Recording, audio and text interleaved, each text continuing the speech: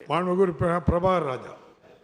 விருகம்பக்கம் சட்டமன்ற தொகுதிக்குட்பட்ட வார்டு எண் 137 அன்னை சத்யா நகர், பெரியார் நகர், ராஜீவ்காந்தி நகர், நெசப்பாக்கம் போன்று பல்வேறு பகுதிகள் இருக்கிறது. ஏறக்குறைய மக்கள் எல்லாம் ஒரு 40 ஆண்டு காலமாக வசித்திருக்கிறார்கள். அமைச்சர் அண்ணன் மாசலனும் அண்ணன் முத்துசாமி அவர்களும் நேரில் வந்து பார்த்திருக்கிறார்கள். அங்கே இருக்கக்கூடிய வசிக்கக்கூடிய மக்களுக்கு, இந்த ஹவுசிங் போர்டில் கூடிய மக்களுக்கு தடையில்லா சான்று NOC வழங்குவதற்கான கமிட்டி அமைக்கப்பட்டிருக்கிறது. ஆக அவர்களெல்லாம் அந்த வீடுகளை விற்கவும் முடியவில்லை, எதுவும் செய்ய முடியவில்லை என்று வருத்தத்தில் இருக்கிறார்கள். அமைச்சர் அவர்கள் விரைந்து அந்த கமிட்டியிலே அந்த வீடுகளுக்கெல்லாம் தடையில்லா சான்று வழங்கி அந்த பகுதிக்கெல்லாம் பட்டாக்கள் வழங்க வர என்று தங்கள் வாயிலாக கேட்டுக்கொண்டு, தொடர்ந்து எங்கள் தொகுதியில் பல்வேறு இடங்களுக்கு பட்டா தந்த துணை முதலமைச்சருக்கும் நன்றி தெரிவித்து விடைபெறுகிறேன். மாண்புமிகு அமைச்சர் அவர்கள்.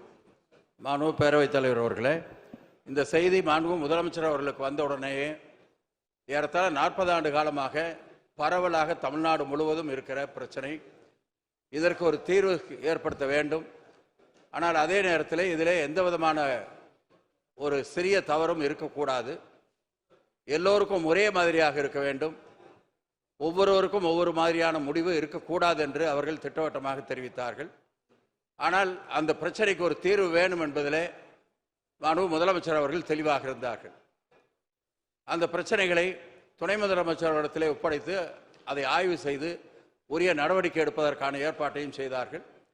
அந்த வகையில் 2 ஓய்வு பெற்ற IAS அதிகாரிகளை குழுவாக போட்டு அந்த குழுவினுடைய அறிக்கையினுடைய அடிப்படையில் நடவடிக்கை எடுக்க வேண்டும் என நீதிமன்றத்துடைய உத்தரவு இருக்கிறது, அரசாங்கத்துடைய உத்தரவு, பல உத்தரவுகள் இருக்கிறது.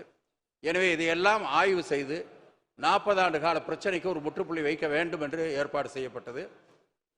அவர்கள் அதில் ஒரு 5 கேட்டகரியாக அதை பிரித்தார்கள். அது அல்லாமல் இன்னொரு கணக்கு சொல்ல வேண்டும் என்று சொன்னால், இந்த இடத்தை எடுக்கலாம் என்று உத்தேசப்படுத்தி வைத்திருந்தார்கள் வீட்டு வசதி துறையினுடைய சார்பாக. அதற்கும் கூட NOC தேவைப்பட்டது. அது மாதிரியான ஒரு 10,075 ஏக்கர் யார் என்று கூட தெரியாது. அந்த சர்க்குலரிலேயே அதை திரும்ப பெற்றாகிவிட்டது. அந்த பிரச்சனை அவர்களுக்கு தீர்ந்தது. அதே போல் கேட்டகரி 1, 2 என்பது நோட்டீஸ் மட்டும் கொடுக்கப்பட்டிருந்தது. ஹவுசிங் போர்டுடைய சார்பாக அவர்களுக்கு எந்த விதமான காம்பன்சேஷனும் கொடுக்கப்படவில்லை. எனவே அதற்கு இப்பொழுது ஏற்பாடு செய்து அந்த கமிட்டியுடைய பரிந்துரைப்படி அவர்களுக்கு அந்த நிலத்தை திருப்பி கொடுப்பதற்கான ஏற்பாடு செய்து அவர்களுக்கு திருப்பி கொடுக்கப்பட்டிருக்கிறது.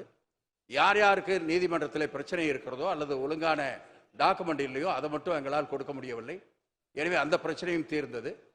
இப்பொழுது 3வது 4வது கேட்டகரியில் இருக்கக்கூடியவர்கள், அதுதான் அந்த கமிட்டியுடைய ஆய்வில் இருக்கிறது. அவர்கள் நவம்பர் எண்டில் அதை அந்த கமிட்டி ரிப்போர்ட் கொடுப்பதாக சொல்லியிருக்கிறார்கள். அந்த ரிப்போர்ட் வந்தால் முறைப்படி அந்த அவருடைய பரிந்துரைப்படி கண்டிப்பாக அவர்களுக்கு அது திரும்பி கிடைக்கும். இதற்கு அடிப்படை காரணமே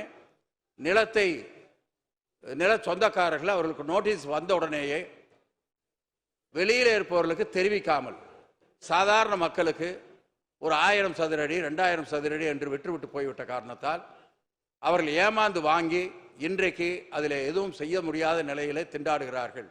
அத்தனை பேரும் நடுத்தர மக்கள் என்ற காரணத்தால் மாண்பு முதலமைச்சர் அவர்கள் அதற்கு ஒரு தீர்வு காண வேண்டும் என்று ஏற்பாடு செய்து கண்டிப்பாக அநேகமாக டிசம்பர் ஜனவரியிலே அந்த பிரச்சனைகளுக்கு முற்றுப்புள்ளி நாங்கள் வைத்து விடுவோம். பிரச்சனை எதுவும் இருக்காது என்பதை நான் இந்த நேரத்தில் தெரிவித்துக் கொள்ள விரும்புகிறேன். 5th கேட்டகரி என்பது அது ஹவுசிங் போர்டு முழுமையாக எடுத்துக்கொண்ட இடம். எனவே அதை யாராவது ஆக்கிரமித்திருந்தால் அவர்கள் விட்டு போக வேண்டிய நிலை இருக்கும்.